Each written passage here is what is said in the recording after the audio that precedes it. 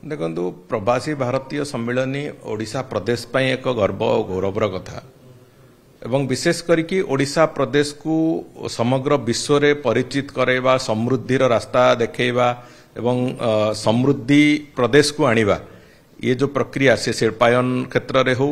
पर्यटन क्षेत्र में हो किंबा ओडिशार अस्मिता क्षेत्र में हो ओडिशा को समग्र विश्व दरबार में आहरी अधिक रु अधिक परिचित करार जो प्रक्रिया ए प्रवासी भारतीय सम्मेलन निश्चित भाव में एक प्रमुख भूमिका ग्रहण करिवो से दृष्टिकोण से एटी रहिबाठु आरंभ करिकी तांकर प्रतिटी समय जेमती एटी गोटे अत्यंत भल भाव अत्यंत भल आतिथ्यर सहित तांकर प्रतिटी मुहूर्त कटिवो सेतिपई पूरापूरी भाव में आम सब प्रकार योजना करने को जाऊँ एवं विशेष करिकी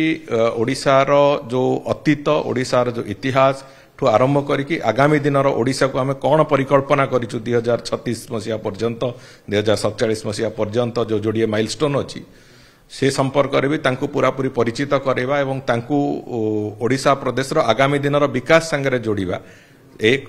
प्रक्रिया पई जो योजना से योजना को लेकिन काम आरंभ कराई भावुची सफलतार सहित एक कथा करवा एवं ओडिशार आगामी दिन विकास रे ये गोटे नुआ फर्द होगी जोड़ी हम समस्तंकर निज निज जहाँ दायित्व अच्छी से नहीं काम करवा आरंभ कर विशेष करिकी प्रवासी भारतीय दिवस रे जो 3 दिन रहिबो सेठी माननीय प्रधानमंत्री भी रहिबे आम सहित एवं द्वितीय कथा होची जो माने आसीबे से माने जो ओडिशार जो वास्तव आतिथ्य से वास्तव आतिथ्य केमिति ठीक ढंग से परिपालन हब एवं आम आतिथ्य समग्र विश्व देखिबो सेतिपई एक सब प्रकार आम जत्न निया जाउछि एवं मु भाबुछि आमे सेतिरे सफलतार सहित करबा एवं निश्चित भाव में आमे तार सुफल भी पाइबा एएसआई तार निर्धारण करथला 16 तारिख दिन से कार्य को आरंभ करिवो बोली एएसआई से अनुसार से माने प्रस्तुत होउचंती एवं से अनुसार ताकू आधार करके छत्तीसा निजोगर बैठक भी आज अच्छी एवं छत्तीसा निजोग बैठक रे जो दिनर निर्घंट अच्छी महाप्रभुंकर से निर्घंट रे को समय केमिति काम हम कौन हम से बाबद एक निष्पत्ति नियाजिवो छत्तीसा निजोग बैठक सरला परे निश्चित भाव में आम भी गणमाध्यम को जनइबू जे को भली भाव में आम से